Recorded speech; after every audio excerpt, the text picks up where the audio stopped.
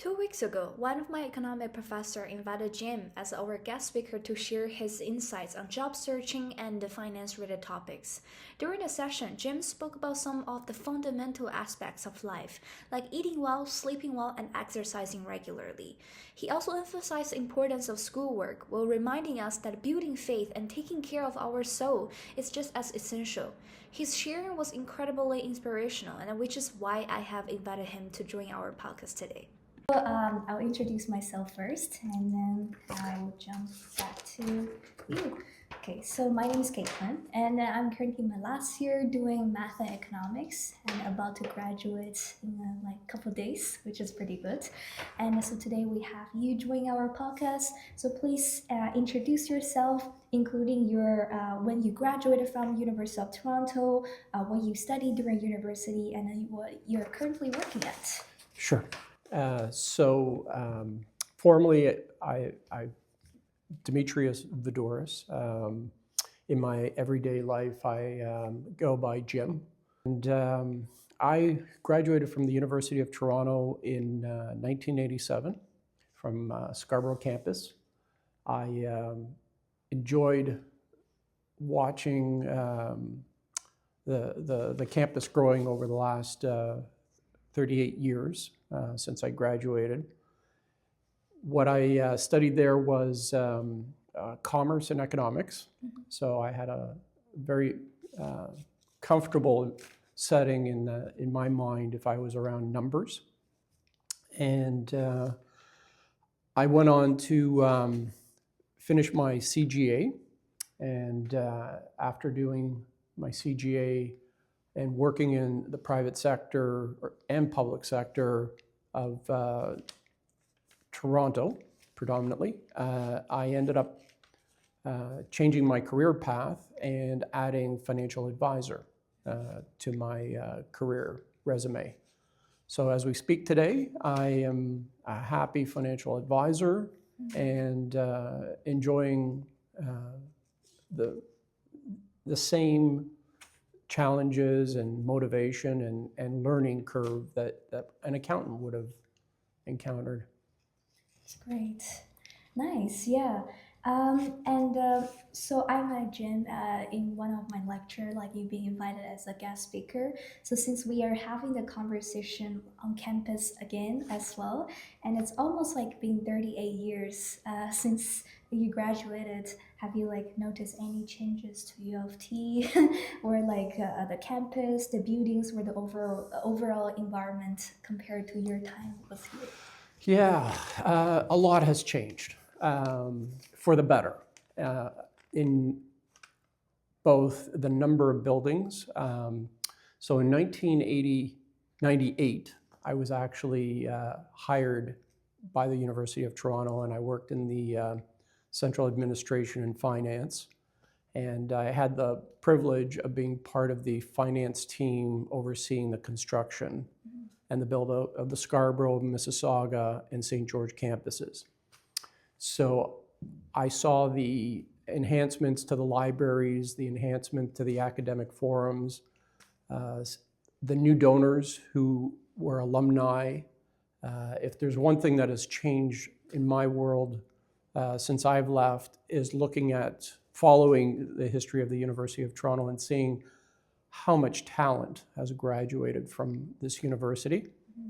So there's a lot of pride in seeing how many have left, gone on to do great things with their careers. And the substance of the University of Toronto doesn't seem to have changed. It just seems like what's being offered to the present day student in terms of breadth of knowledge and how you teach and the platforms of getting your message to the students and the interaction is definitely seems friendlier. Mm-hmm. We didn't have text back in the day.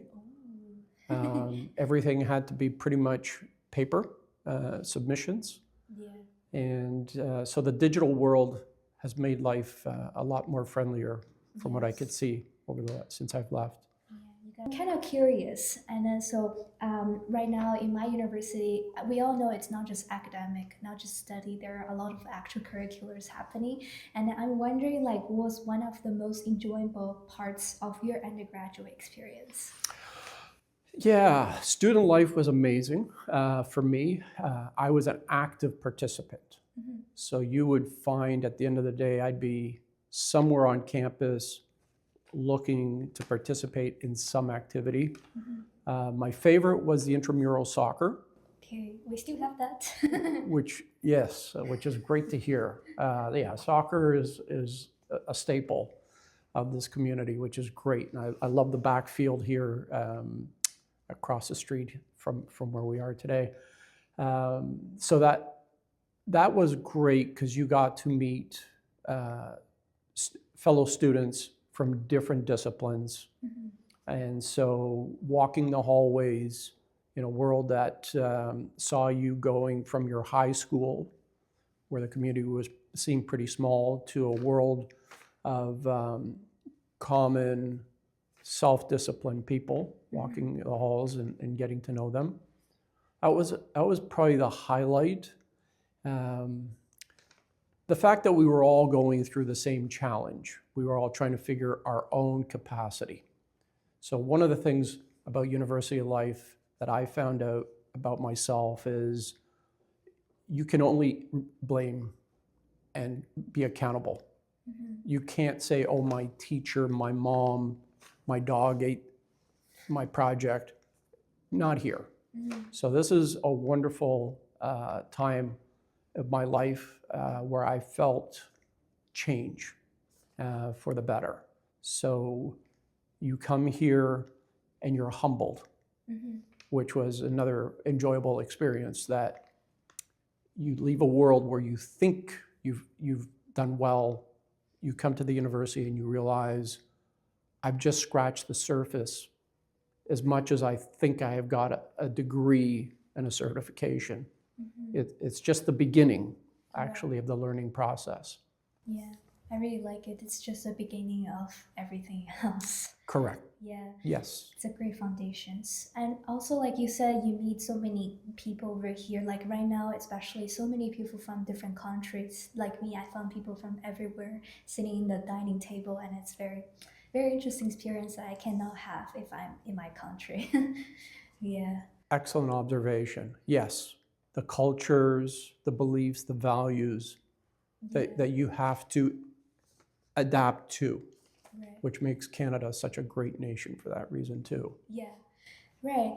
And also, I'm almost graduating, and then I believe there will be a lot of parts that I will be missed, and then like it's very memorable as well. And I'm wondering, like, it's been almost 4 decades, and then are there any things from your university life or studies or hobbies that will stick with you today? Absolutely. Just the discipline of knowing what's a priority. You have so much time to complete it, and you will never be perfect. Mm. And so don't beat yourself up with negative comments to yourself. Mm. So this whole experience that I went through during the 4 years that I attended the University of Toronto, and then postgraduate studies as well, told you that time is finite, knowledge is infinite. Mm-hmm. And so to put yourself in a place where you need to learn because you're a high achiever and you're constantly testing yourself, you have to have an expectation that you might not master everything for an exam or a test. Mm-hmm. So I enjoyed learning about myself. It was stressful because it was part of the discussion you didn't have in high school. Yeah. And as an adult, when you get into the workforce, graduating, similar self-doubt arises. And there's a constant reminder from people who know you that give it your best and be honest and truthful with your work. Mhm.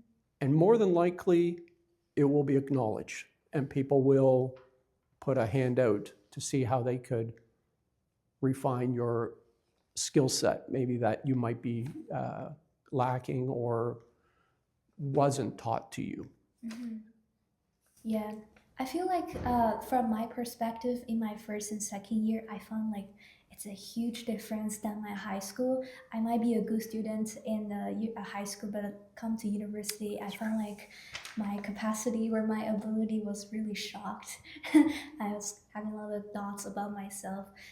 But I feel like after you being through this whole 4 years, I mean, it's just 4 years, but you already realize like what's something you can do, something you cannot do. Maybe some courses are in your favor, you can do pretty well, some are not.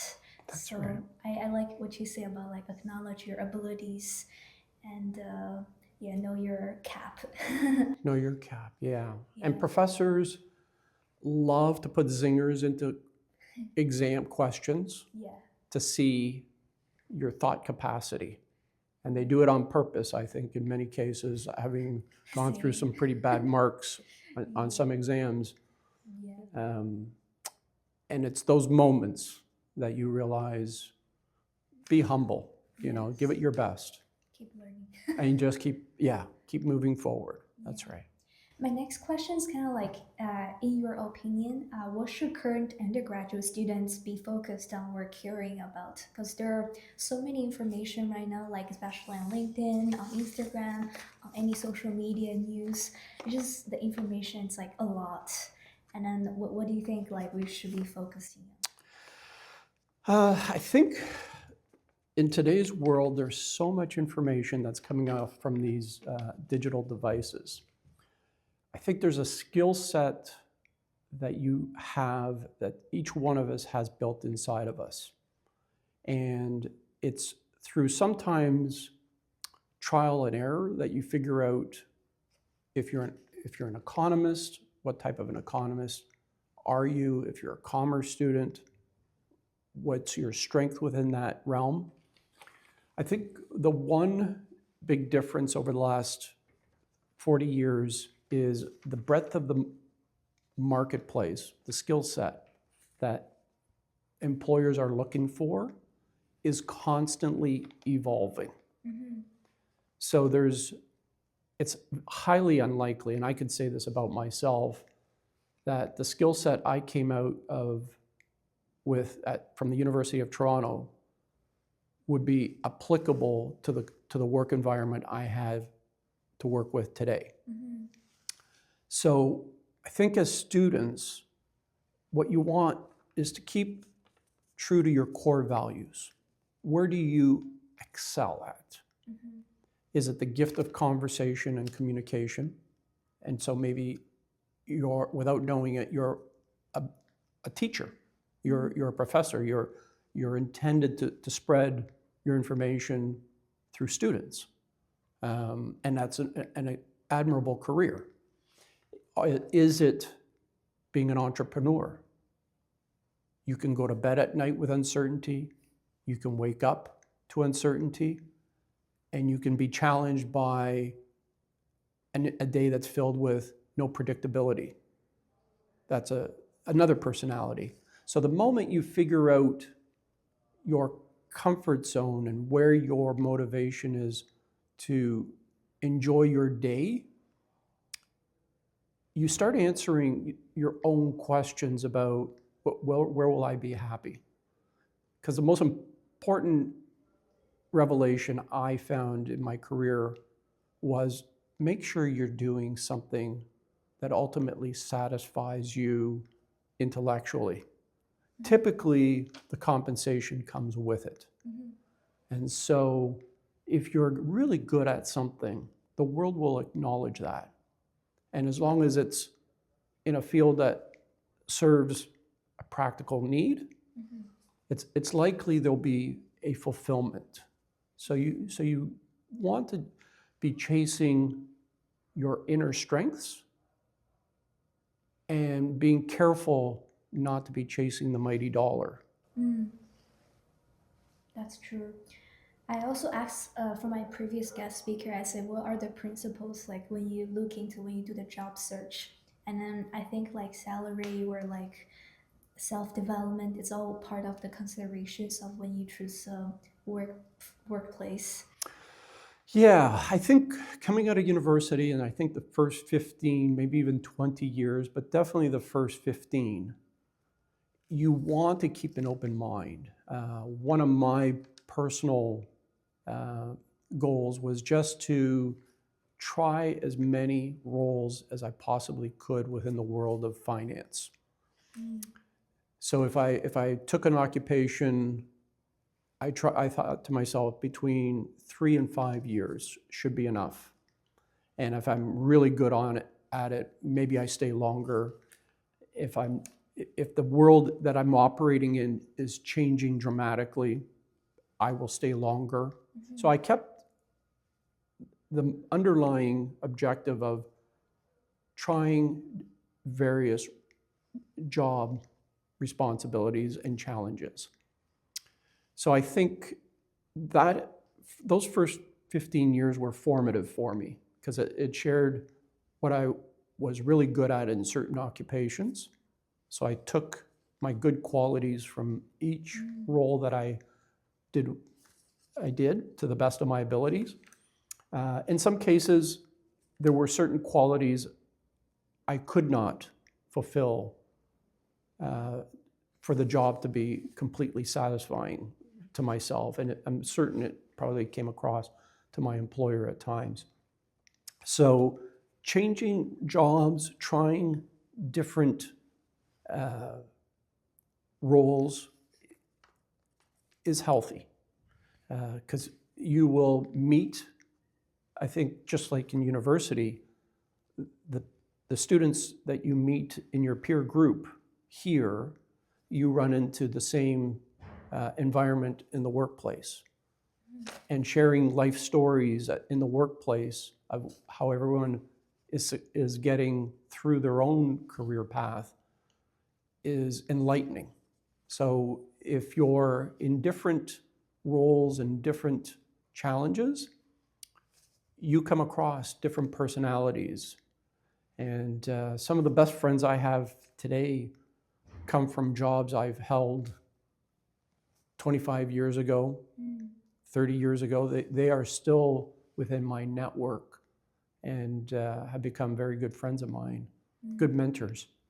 It's a very helpful like advice because sometimes when I think to switch a job or like start a job, I think like might be too narrow, but like with the like a keep learning mentality within your frame, and then keep changing, keep embracing new challenges. I think it is very healthy as well. Truly, yeah. Yeah, and also like I remember you mentioned that you wanted to pursue a career in accounting or finance right after your graduation. I feel like a lot of students might like me. We weren't sure what career jump right in afterwards, and then so what made you like so certain about this path, and then you still keep on it right now? Was there any particular inspiration behind it? So every generation faces a buffet of choices. Mhm. I can say in 1987, 86, the years when I was looking at the curriculums of various universities and what they were offering, the breadth was not what it is today. Mhm. I happened to pick commerce at the time and the field of accounting. I just saw it as probably the most comprehensive set of knowledge set, and it seemed to be the area where you got into the nerve center of what makes a company function. So you understand taxes, you understand employment related expenses and the issues of growing a big company. You go as far as regulations and legalities, Mhm. and you become the soundboard of reasoning in a boardroom, as there are so many intelligent people that you're catering to, or you are trying to inform how things could play out.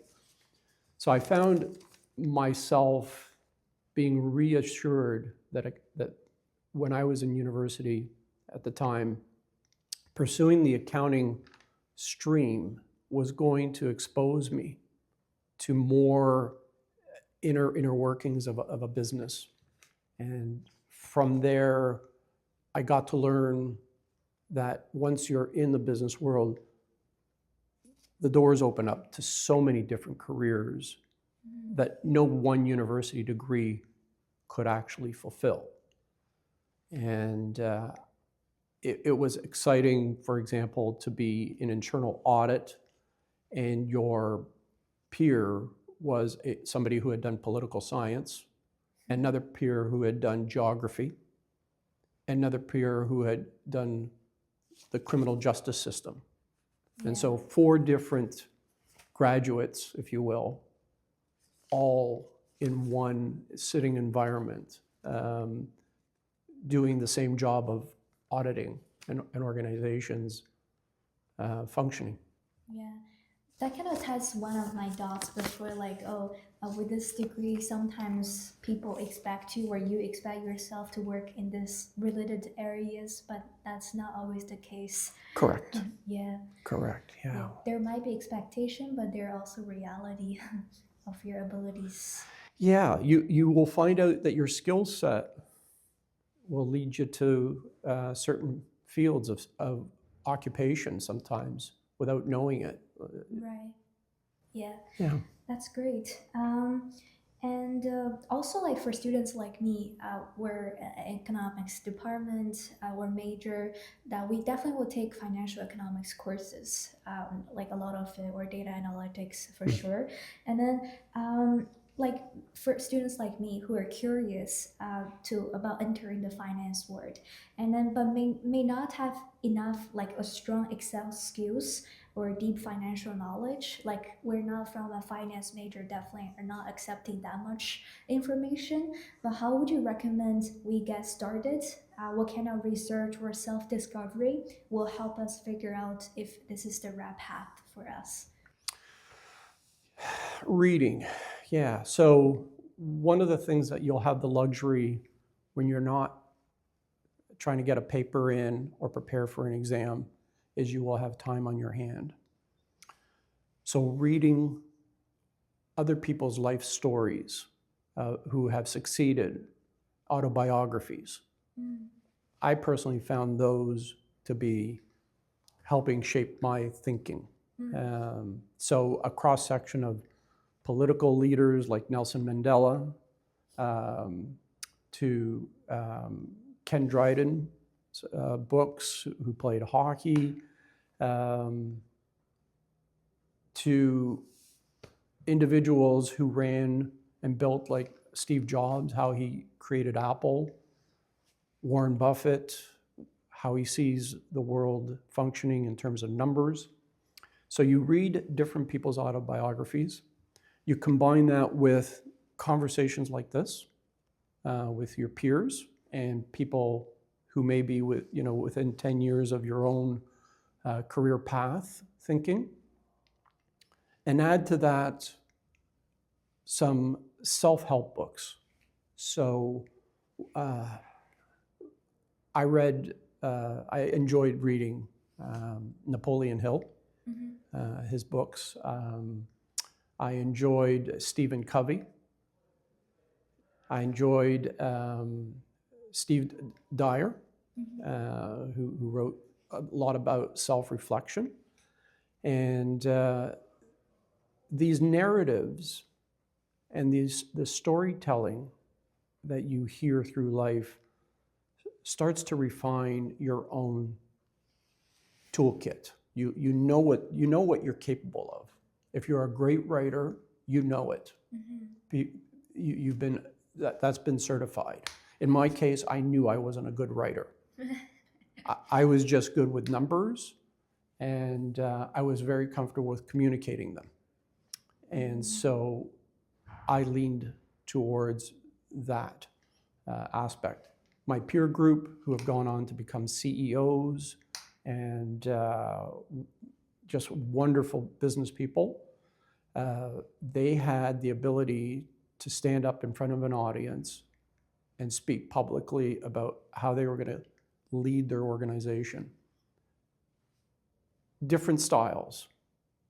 And so it was important for me to realize what my limitations were, my comfort zone. And I think that if you're a student looking at various opportunities, and again, you have the luxury today of going onto a laptop, and as quickly as it's turned on, there's a sea of information. Jobs can be held anywhere in the world. You could be working from Turkey and operating in Canada. Yes. It's transformative. Yeah. So I find myself a little bit out of water as if I was a marine animal, trying to limit what your potential is. So stay open-minded is really the most important part of this exercise. Do not handcuff yourself and say, I have to find something locally to occupy the most part of my day. Right. Yeah. Like you said, you like to read it's called autobiography. Right. Autobiographical books. Yeah. I also like to read. I have one read a few months ago. It's called In a Garden. She wrote about it, and I feel the same. Like very liking her like entrepreneur experience on like just open a kitchens. Like I think from opening a small food store and then to like write cooking recipes, books. It's very famous. Right. Yeah. Right. Yeah, and and also you said like stay open-minded about like the occupations. I saw there's a YouTube channel. It's a whole family. They living on a boat, and then both the parents they work remotely on another like country, and then but they're like living with a boat. They don't have a house, and they just living in the water because the satellites they have the Wi-Fi. Yeah, this Wi-Fi didn't exist in 1987. Yeah, that's right. Things are changing as well. Extremely, yeah. Yeah, and then the next question is like, you have worked in various areas since you're graduating, because you also say you want to embrace more challenges, different positions, but most of them are within like finance. So how did you approach job searching in the beginning? And how did you like transition from one role to another? And then did you have like any long-term goals guiding you? I mean, you can like briefly talk about it as well, but just like about these questions. So, yeah, it usually came to a point where I wasn't excited. So change for me came when I didn't feel like I was learning exponentially at work. So that usually was my trigger. So I knew I hadn't mastered the job, but I figure I had 80% of it figured out, maybe 75. And so my search at the time would have come from conversations from my colleagues. Again, we didn't have YouTube at the time. It wasn't until about 1999, 2002, somewhere in there, where it became a lot easier to explore how the changes were going to unfold for me. So the root of my decision-making came from speaking to senior executives in the areas, in the jobs I had. So one of the things I wanted to use, thankfully, that I learned from the university life is give it your best. Make sure everything you work on has your attention Be impeccable with the words that you use in your dialogue every day. Don't take it for granted that you can say silly things and believe that nobody's going to notice. I think the challenge for a lot of youth today, and maybe even in the university life, is you have the ability to express your viewpoint. And sometimes that viewpoint could be mistaken. So your communication skills today, I think, are paramount, because we can be recorded at almost 24/7 if we wanted to, which wasn't a challenge I had. So the networking with people who were within my profession and who I met through other venues, whether it was playing pickup ice hockey or pickup soccer, or my church community, my volunteer activities. I spent a lot of time in my free time before too long after graduating where I used my skill set to volunteer. Volunteering just is a whole other world of self-satisfaction. And the people you meet in those environments are usually some of the most wonderful people in the world. Philanthropy has more than the giving part to it, if you will. So I would encourage, as quickly as you get out of university, you find a way to how do you give back to society, locally, internationally, like whatever your scope is. And it's from those events that you participate in, you will meet people who will tell you about their career and job opportunities that exist that have nothing to do with philanthropy, but your character, which is something that the university does very well, I believe, in general, is it takes somebody in first year and develops a great character that they put out in society in the fourth year. That's great, yeah. And I really like what you said, like the whole evolving within yourself as well, self-finding. Yeah. Ongoing, yeah. Still doing it today. Yeah, like you said in the beginning, like about finding your core values, and then I believe that's kind of like one of the reasons I want to have this podcast, like to find my core values. Like how do I know my values when I give back to the society? Well, like what's the core values of finishing this degree? Like just values within myself. So the next question is like about last time you mentioned like building faith or like having soul exercising. I believe that kind of will help me to find my core values. And just curious, like, could you elaborate more on that? And how can we build a strong sense of faith within ourselves? And what kind of soul exercising can we do, and how does it help? Yeah.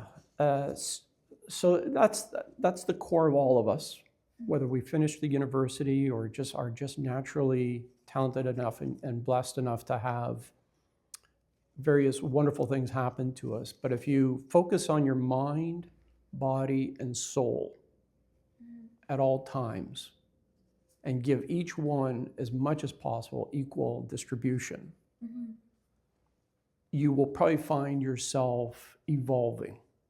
So the whole beauty of, I think, of being a human is that you are constantly evolving.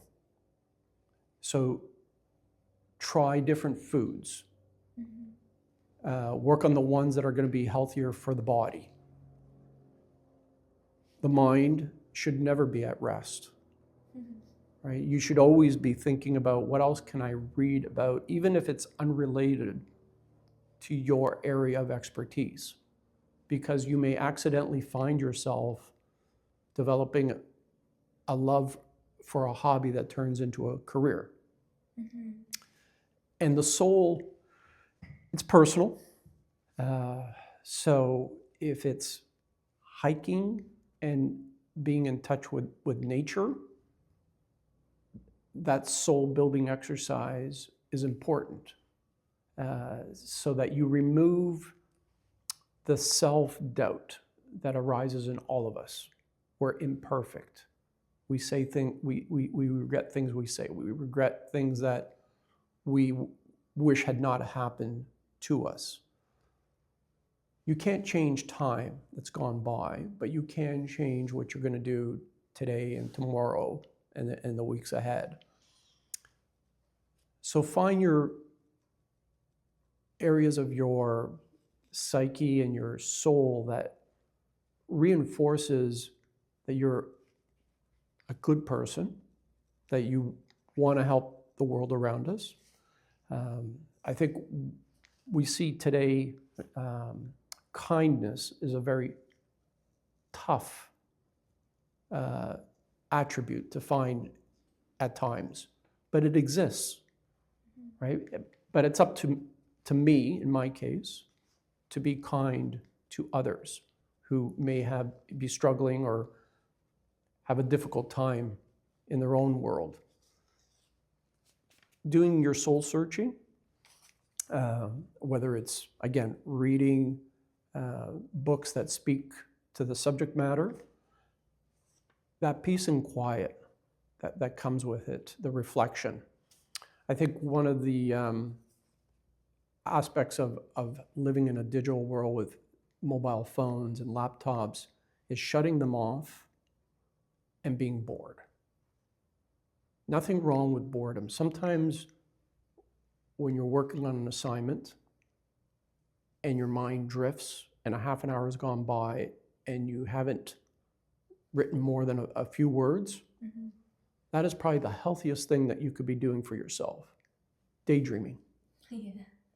It's so important, I find, now. I don't think I felt that way at the time. I needed to finish the assignment. But I think the care for your body as well is paramount. Whether it's walking, hiking, exercising, you need to just constantly push the body to keep its circulation and energy levels. Because as we age, our hormones change. Yeah. Right? You start losing a little bit of hair. Still losing hair. Yeah. And so you need to keep your mind, body, and soul buckets all being filled with good things. And so if you enjoy anything in life, do it in moderation, such that you can appreciate what Mother Nature has given us. Or, in my world, I think God has given us a body for a temporary period of time. Take care of it and see how far you can take it into the future. Yeah, it's like you need to circulate your blood, get rid of all those toxic stuff. Not giving to a hospital to do that, but you do kind of like exercising or your routine to keep it like healthy. Right. Preventive medicine. Yeah. Using natural gifts. Yeah. So if you have the ability to walk outside your house and just leave the work for a little bit just to clear your head and regroup, I think that's a good thing. Nothing's more important than your own mental health. Very important. So true. Yes. Yeah.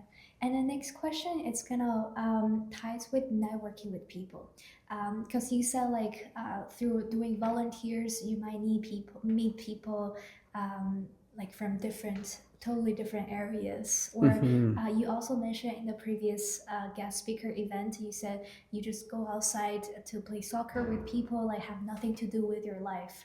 And then I'm kind of curious, like right now, I attended a lot of networking events, like professional wise, to some companies' networking events.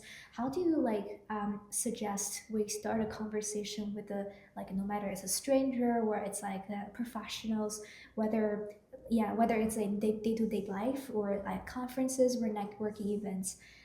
For example, like if this is our first time meeting, I really want to connect with you, and then how should I start with it? Right. So so it's all the same theme. So involving yourself, whether it's through philanthropic causes or sports or even botanical activities as a community where you're beautifying a landscape that may have been neglected.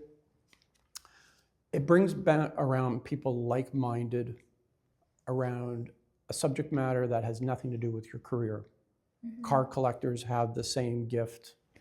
Art transcends every profession. So when you have the privilege of networking and meeting strangers who maybe have a common appreciation even for the arts, music, like the list is long. So it's, again, just imagination and your own personal preferences.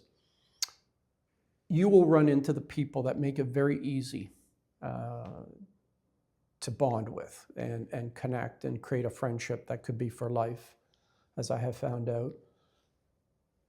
When you also have read, which is the gift you learn at the university, you don't need to upscale your questions to show people how smart you are. Your connection with people is fundamentally the same for all of us. And I don't think it matters what nation you're from. I don't think it matters what religion, but the simple question of where are you from opens up whole possibilities of 30 other questions. Right. So my greatest icebreaker when I've never met somebody in my life is, where are you from? And sometimes they'll tell me a small town that I don't know about, or if it's a big town, I'm very lucky, then there's probably something I've read or somebody who I've met who will have shared with me their experiences. And it's to keep that interest, that dialogue of interest, to another question, such that you hope for reciprocity. So they ask you the same question. Asking people about their hobbies. What do they do when they're not doing what they're doing in front of you, right? Like if you're not yelling at me, what do you do for fun? That's my favorite, when I have people who are very anxious with me. And they're usually like, where's this coming from? I'm really upset right now. And it's like, I hear you. I just want to hear your message, but if you're yelling at me, I'm not going to get it. So what do you do when you're not here and you want to have fun? And the conversation takes a different turn, right? Well, I play guitar. Oh, what genre? Right? So you want to build a bridge as much as possible with people around common themes. Do you have any siblings? You know, there's a million and one questions that can come with every encounter with every human being. And I think that instead of seeing yourself as a border guard, wondering, you know, do you have your passport? Where are you going? What are you going to do there? That can go away. You're more of a concierge. You're trying to figure out, how do I make for an interesting conversation? Right. Start somewhere, like make people feel comfortable, and then not just like go straight in, to be very intentional with your questions. Right. Avoid religion. Yeah. Right. Avoid mummy. Politics. Yeah. Avoid politics. Yeah. All healthy starts in a conversation. Yeah. So that kind of like wrap up all my questions, but there is a last piece It's like, is there anything else you would like to share? Any general advice or encouragement for the students? Yeah, this journey in life is amazing. If you take the parts that make you special, whether it's your sense of humor, whether it's your ability to take in a lot of information and process it, don't lose sight of meeting with people face to face. Zoom and virtual meetings are wonderful to get things done, but as humans, we need to be in touch with each other. So get out there and meet face to face, as we have done today. And don't be so self-critical about who you are, what you've accomplished. Enjoy every small success that comes your way. And it's yours to own. One of the greatest piece of advice that I had received, I think it was in our high school valedictorian speech, was she said, they can take away your house, they can take away your bank account, they can take away your car, they could take away all your prized possessions, but they can't take away your knowledge. And they can't take away your character. And so if you work on these parts of your life up to now, imagine what you can do in the future. So your investment in yourself is unlimited. So enjoy the journey. That would be my advice.